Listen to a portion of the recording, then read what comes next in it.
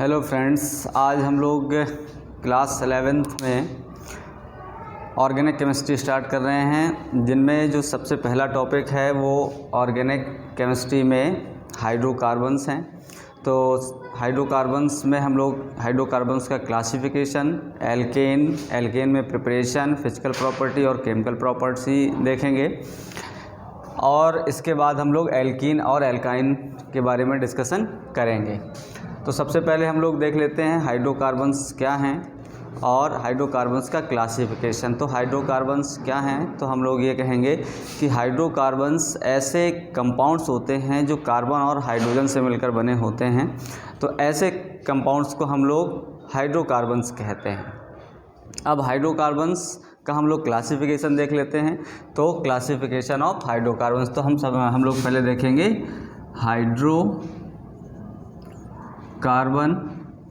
Hydrocarbon को हम लोग क्लासीफाई करने जा रहे हैं। तो इनको हम पहले टू पार्ट्स में डिवाइड कर लेंगे। तो जो फर्स्ट पार्ट है इसको हम लोग बोलते हैं open chain hydrocarbon. Second part है जो इसको हम बोलते हैं close chain hydrocarbon, close chain hydrocarbons कहेंगे। अब ओपन चेन को हम लोग एलिफैटिक हाइड्रोकार्बन्स भी कहते हैं। और जबकि जो यहाँ पर ओपन चेन है तो ओपन चेन को हम लोग एलिफैटिक हाइड्रोकार्बन्स कहेंगे, और जबकि क्लोज चेन को हम लोग साइक्लिक हाइड्रोकार्बन्स भी कह देते हैं। तो ये बात आपको याद रखना है कि जो ओपन चेन हाइड्रोकार्बन्स हैं हम लोग इनको एलिफैटिक हाइड्रोकार्बन्स भी कह सकते हैं। इसको एलिफैटिक हाइड्रोकार्बन, और इसी को हम लोग क्लोज चेन को साइक्लिक, क्योंकि चेन क्लोज होगी तो साइक्लिक होगा, साइक्लिक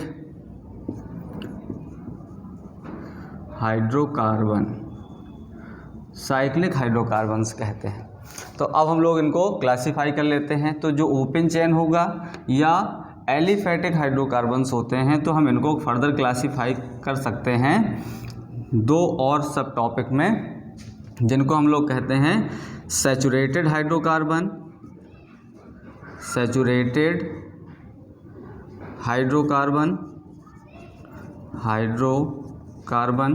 मतलब ऐसे हाइड्रोकार्बन्स होंगे जिनमें कार्बन में सिंगल बॉन्ड प्रेजेंट हो। कार्बन और कार्बन्स के बीच में सिंगल बॉन्ड प्रेजेंट होता है, तो इसमें सभी ये सैचुरेटेड हाइड्रोकार्बन्स कहलाते हैं। अब दूसरा जो होगा वो हो जाएगा अनसैचुरेटेड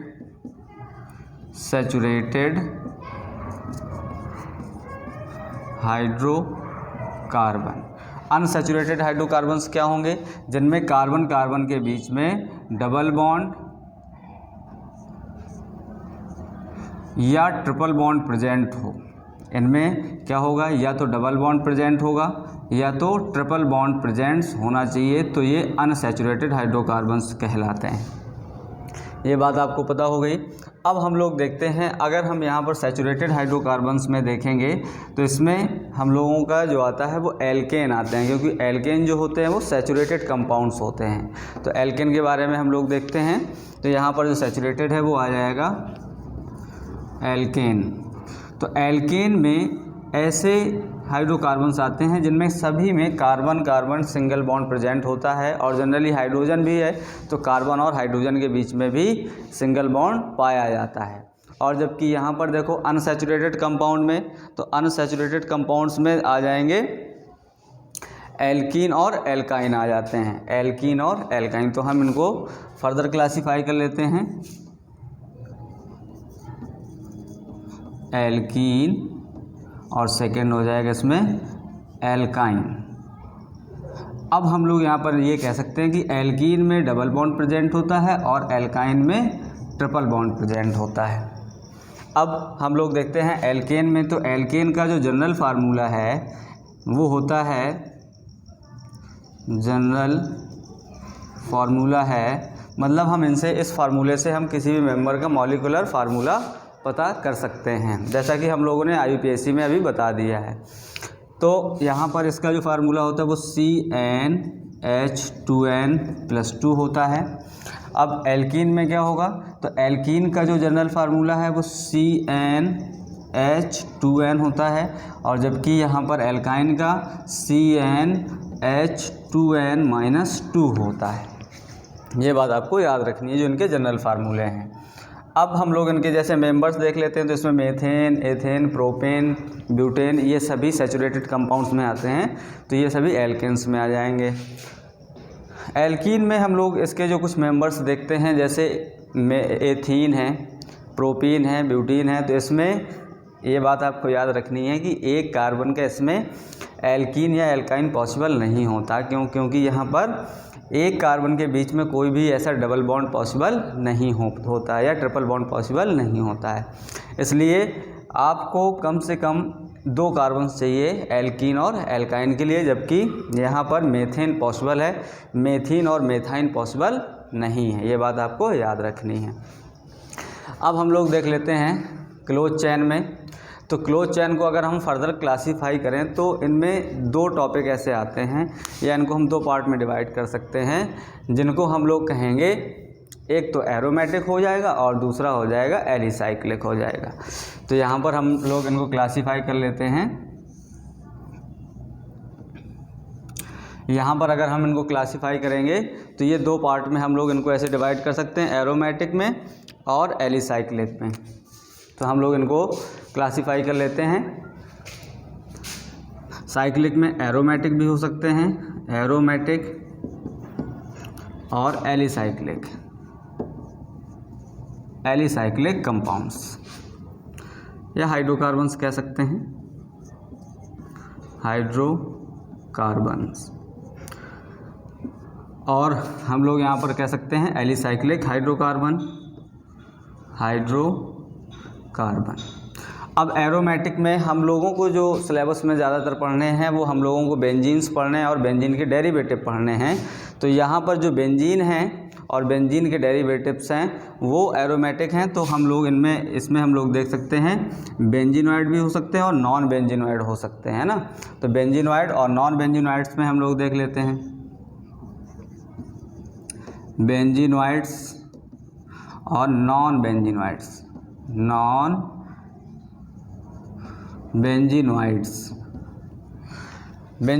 में बेंजीन और बेंजीन के डेरिवेटिव्स आ जाएंगे। जैसे एग्जांपल में हम लोग ऐसे मान ले रहे हैं, एग्जांपल में हम लोग मान लेते हैं जैसे बेंजीन है तो बेंजीन तो पहले है ही बेंजीन, और इसके बाद बेंजीन के डेरिवेटिव जैसे टोलुइन है, फिनॉल है, बेंजोइक एसिड है, ये सभी आ जाते हैं। तो यहाँ पर हम लोग कुछ लिख दे रहे हैं। तो यहाँ पर हम लोग देखते हैं बेंजीन में ये टोलुइन है CH3, ठीक। ऐसे हम लोग और भी ऐसे एग्जांपल लिख सकते हैं, लेकिन अभी यहाँ पर ये देख लो एलिसाइक्लिक है। तो एलिसाइक्लिक में क्या हो जाएगा कि ये क्लोज चेन तो हाइड्रोकार्बन्स होंगे, लेकिन ये बेंजीन या बेंजीन के डेरिवेटिव्स नहीं होते हैं। यहाँ पर जो कंपाउंड्स होंगे साइक्लिक होंगे, लेकिन एरोमेटिक नहीं होते हैं। ये बात आपको याद रखनी है कि जो साइक्लिक कंपाउंड्स होंगे, जो भी साइक्लिक कंपाउंड्स है, ऐसा बिल्कुल ज़रूरी नहीं है कि वो एरोमेटिक हो, लेकिन एरोमेटिक होने के लिए ये ज़रूरी है कि वो कंपाउंड साइक्लिक होना चाहिए। याद रखने वाली बात है कि साइक्लिक कंपाउंड्स में हम ये कह सकते हैं कि जो एरोमेटिक कंपाउंड्स हैं वो मस्ट है कि साइक्लिक होंगे, लेकिन हर साइक्लिक कंपाउंड्स एरोमेटिक नहीं होता है। ये बात आपको नोट कर लेनी है। अब हम लोग देख लेते हैं कुछ एग्जाम्पल, जैसे इनके कुछ एग्जाम्पल्स देख लेते हैं इनके एलिसाइक्लिक के। तो इसमें जैसे साइक्लो आ जाता है, साइक्लोब्यूटेन है, साइक्लोप्रोपेन है, लेकिन इसमें ये बात याद रखने वाली है कि इसमें साइक्लिक होने के लिए आपको कम से कम 3 कार्बन्स की ज़रूरत होती है। 3 कार्बन से पहले या 2 कार्बन्स में कोई भी कंपाउंड साइक्लिक नहीं हो सकता है। तो यहाँ पर हम लोग 3 कार्बन्स में देखते हैं। तो 3 कार्बन्स में आ जाता है साइक्लोब्यूटेन।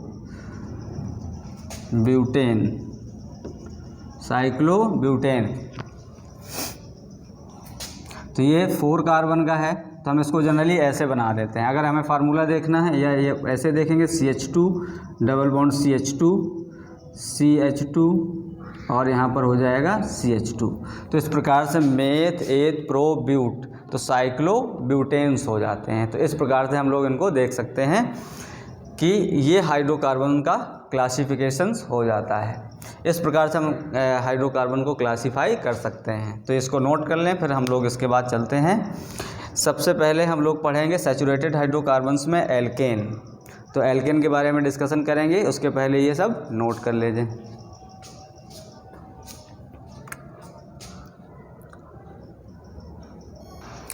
तो अब हम लोग बात करते हैं एल्केन पे। एल्केन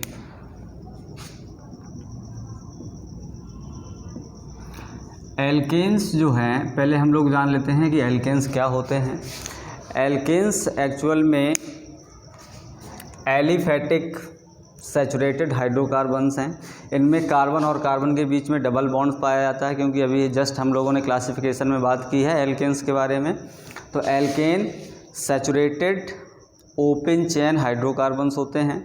अब हम लोग इनमें देख लेते हैं कि जो एल्केन्स को है हम लोग पैराफिन्स कहते हैं। तो इसके कुछ पॉइंट्स हम लोग नोट कर लेंगे। जो एल्केन है सैचुरेटेड ओपन चेन या एलिफैटिक भी कह सकते हैं। एलिफैटिक हाइड्रोकार्बन्स होते हैं, हाइड्रोकार्बन्स होते हैं। दूसरी बात, एल्केन को पैराफिन्स भी कहते हैं। It is also called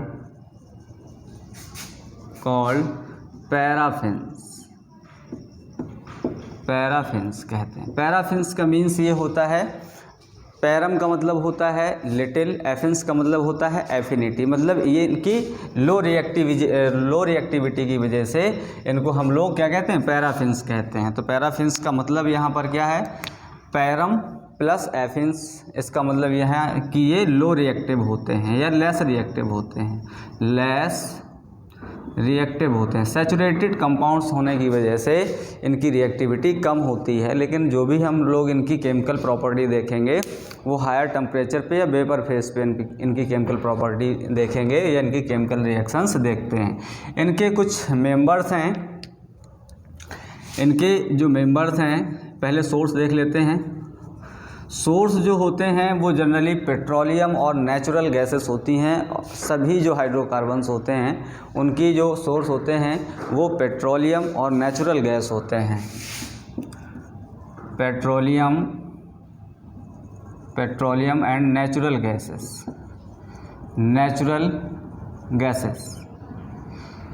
gases जैसे CNG वगैरह है, तो ये सभी नेचुरल गैसेस ही होती हैं। तो हम लोग यहाँ पर सोर्स के बारे में जान चुके हैं। अब हम लोग नेक्स्ट पॉइंट देखते हैं। इनके कुछ मेंबर्स हैं, जैसे CH4 मीथेन है, C2H6 ethane, C3H8 propane, ETC। ये सभी इसके क्या हो जाएंगे, मेंबर्स हो जाएंगे। मीथेन, एथेन, प्रोपेन, ब्यूटेन, ये सभी सैचुरेटेड हाइड्रोकार्बन्स होते हैं। अब हम लोग पढ़ लेते हैं एल्केन के प्रिपरेशन। तो नेक्स्ट हेडिंग हम लोग लिखेंगे प्रिपरेशन मेथड ऑफ एल्केन। इनके जो IUPAC नेम है, तो IUPAC नेम या नॉमेनक्लेचर है वो जनरली IUPAC में हम लोग डिस्कस कर चुके हैं, इसलिए उसको आप IUPAC वाले लेक्चर में जाके देख लेंगे। इस वजह से हम लोग यहाँ पर नॉमेनक्लेचर डिस्कस नहीं कर रहे हैं। तो अब हम लोग देखेंगे preparation method of alkene.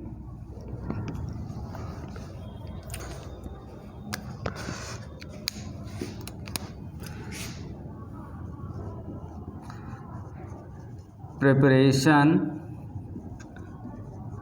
Method of alkane. Alkane के हम लोग प्रिपरेशन मेथड देखते हैं। तो जिसमें फर्स्ट मेथड होगा, तो फर्स्ट मेथड में हम लोग डिस्कस करेंगे बाय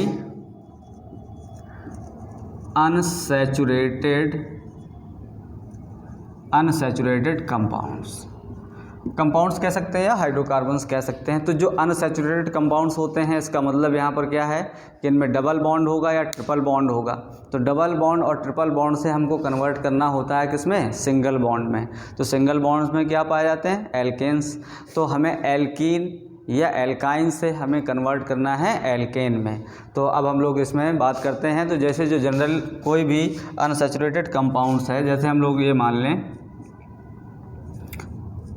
ये कंपाउंड्स है कोई, तो जब भी हम इसमें हाइड्रोजन गैस से रिएक्शन कराते हैं, लेकिन इसमें आपको निकेल, प्लेटिनम और पैलेडियम, निकेल, प्लेटिनम, पैलेडियम के साथ हाइड्रोजन गैस जब रिएक्ट करती है अनसैचुरेटेड कंपाउंड से, तो इनके जो पाई बॉन्ड होते हैं वो ब्रेक हो जाते हैं। तो जबकि इसमें एक सिंगल बॉन्ड, सिग्मा बॉन्ड इसमें बचा रहता है। तो यहाँ पर बन जाएगा सी, सिंगल बॉन्ड सी यहाँ पर, और जो ये पाई बॉन्ड ब्रेक होगा, ये एक हाइड्रोजन इसे मिल जाएगा और एक हाइड्रोजन इसको मिल जाएगा। तो ये ओपन होकर यहाँ पर एक हाइड्रोजन ये बना लेगा और एक हाइड्रोजन बाइंड इस कार्बन से हो जाएगा। तो हमें एल्कीन से हमें एल्केन मिल जाता है।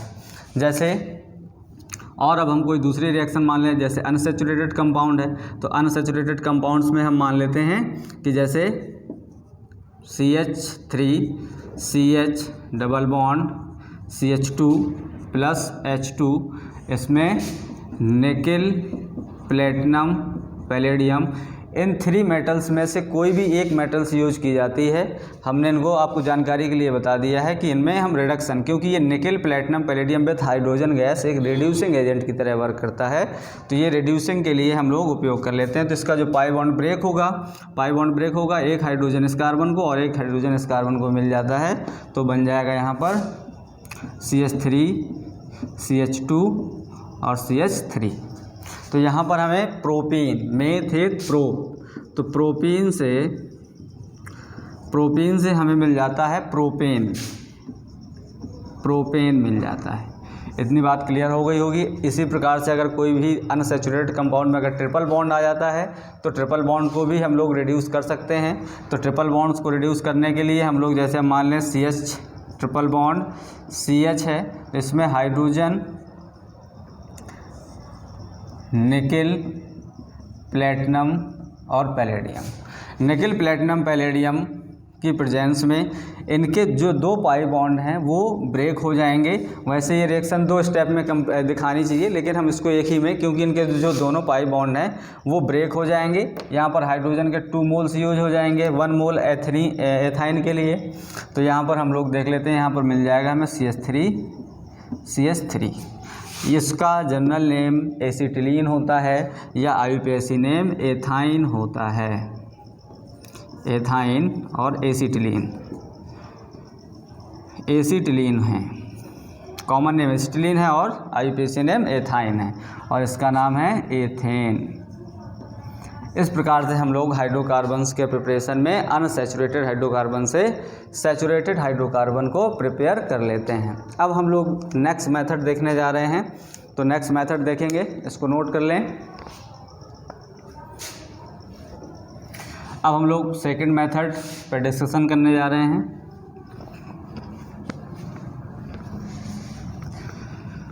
मेथड सेकंड ये कहता है, सेकंड में देखें सेकंड पॉइंट्स में हम कह सकते हैं कि एल्किल हैलाइड से, from alkyl halide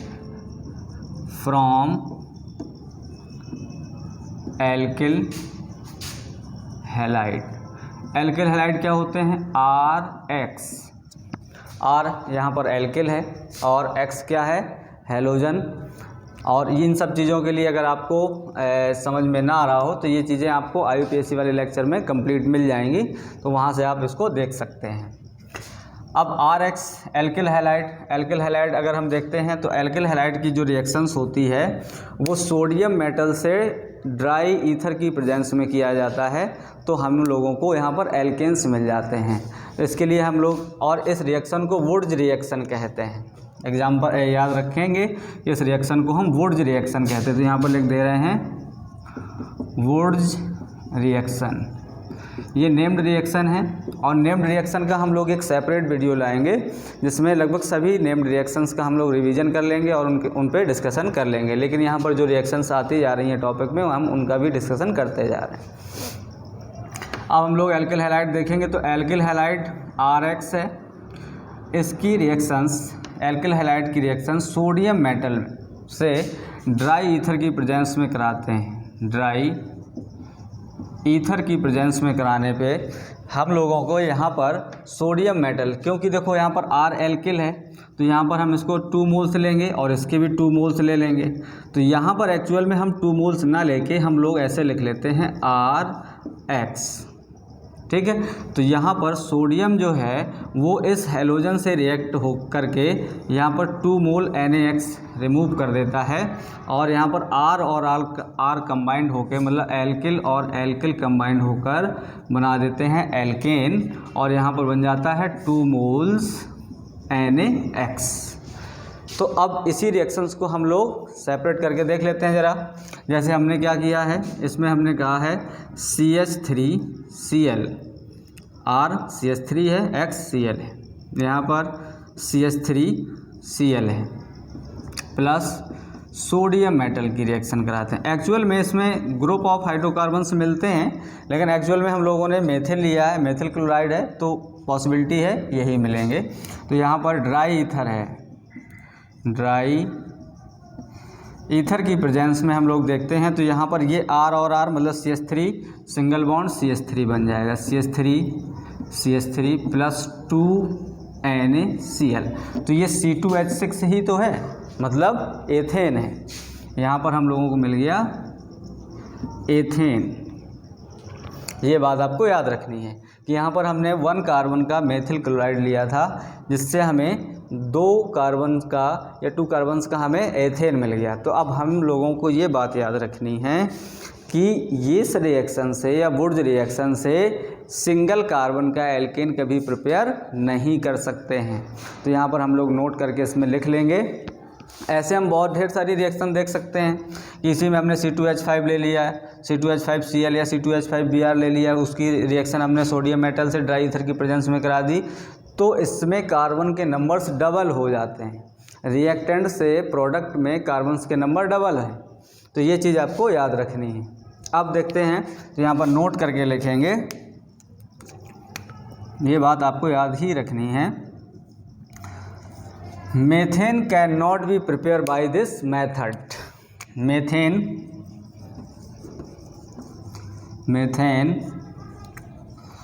cannot be prepared by this method.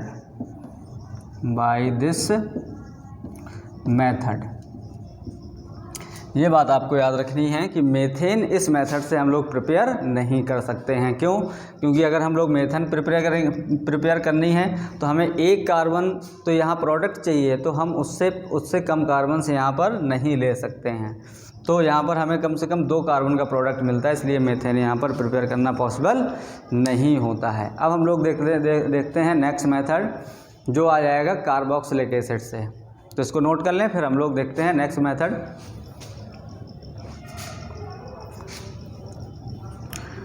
अब हम लोग थर्ड प्रिपरेशन मेथड जो पढ़ने जा रहे हैं वो है फ्रॉम कार्बोक्सिलिक एसिड।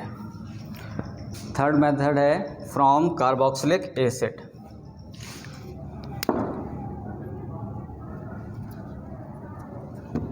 तो यहाँ पर थर्ड मेथड जो है वो है फ्रॉम कार्बोक्सिलिक एसिड।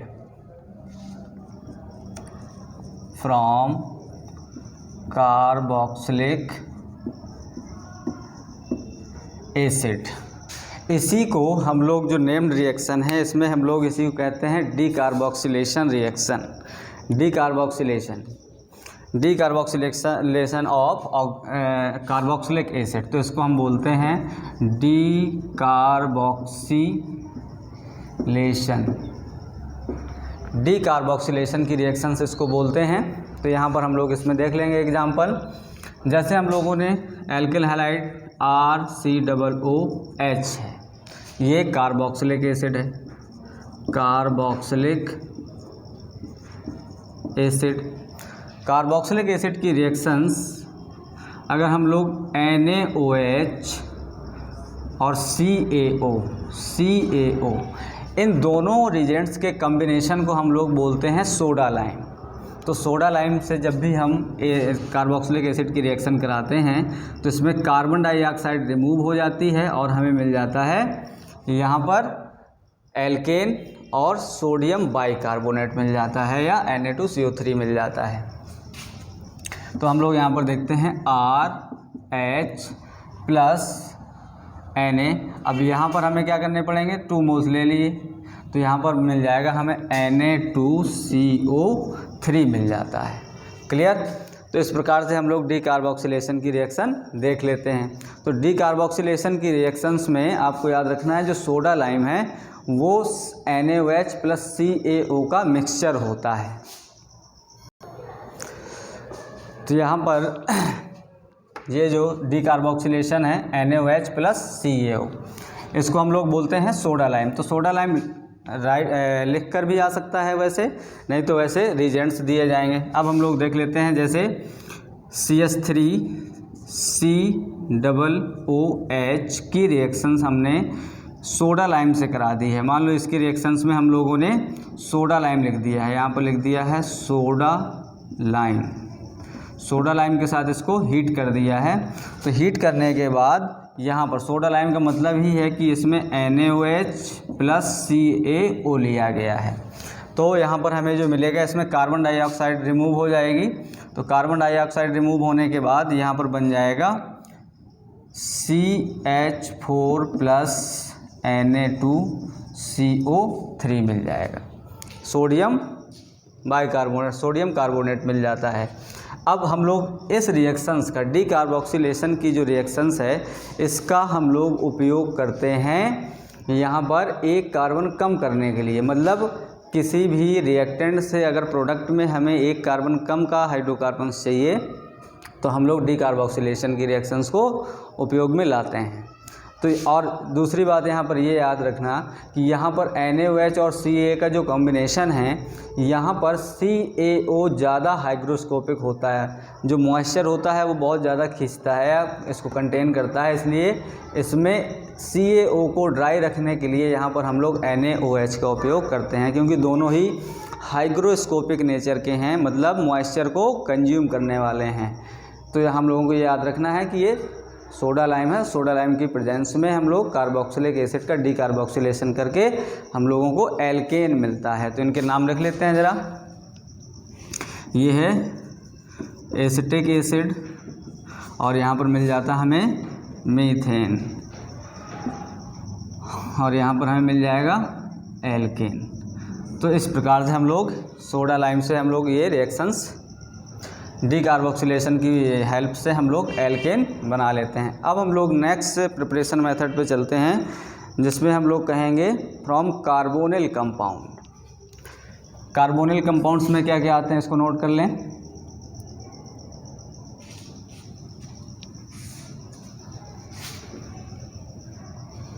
फोर्थ जो है प्रिपरेशन मेथड वो है फोर्थ जो प्रिपरेशन मेथड है वो फ्रॉम कार्बोनिल कंपाउंड है, या इसी को हम लोग बोलते हैं क्लीमेंसन रिएक्शन या क्लीमेंसन रिडक्शन भी बोल देते हैं। तो जो फोर्थ है उसको हम लोग बोलते हैं फ्रॉम कार्बोनिल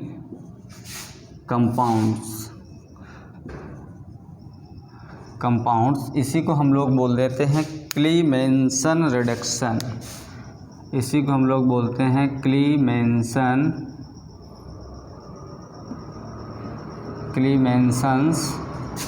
रिडक्शन बोल देते हैं या रिएक्शन भी बोल देते हैं, रिडक्शन, क्लीमेंसन रिडक्शंस कहते हैं इसको।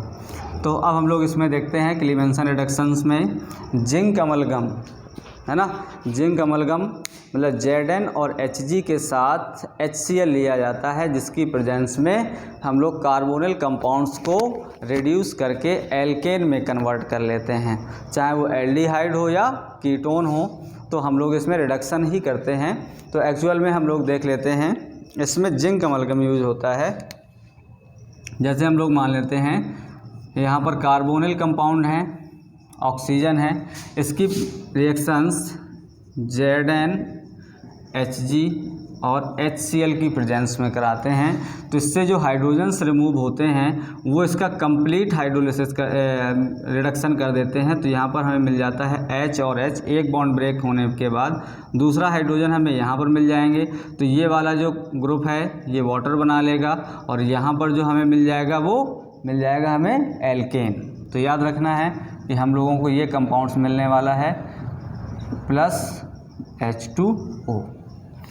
ऐसे हम लोग एक रिएक्शंस देख लेते हैं। जैसे हम लोग मानते हैं कि CH3COH ये है एसिटैल्डिहाइड। एसिटैल्डिहाइड की रिएक्शंस हम लोग ZnHg और HCl की प्रेजेंस में कराते हैं। तो हम लोगों को यहाँ पर क्या मिलता है, यहाँ पर देखो ये बॉन्ड ब्रेक हो जाएंगे दोनों, सिग्मा और पाई, हाइड्रोजन और हाइड्रोजन यहाँ मिल जाएंगे और एक हाइड्रोजन ये मिल जाएंगे। तो ये ऊपर वाला जो ग्रुप है ये बना देगा वाटर, और जबकि यहाँ पर बन जाएगा CH3 बन जाएगा। तो यहाँ पर बन जाएगा CH3 प्लस वाटर बना देता है। तो इस प्रकार से हम लोगों को यहाँ पर जैसे एल्केन मिला था ऐसे हम लोगों को यहाँ पर एथेन मिल जाता है। यहाँ पर हम लोग एथेन ऑब्टेन कर लेते हैं। नेक्स्ट एक हम लोग कीटोन से और देख लेते हैं। कीटोन एक्चुअल में ऑक्सीडेशन के लिए रेजिस्ट होते हैं लेकिन रिडक्शन इनका पॉसिबल होता है।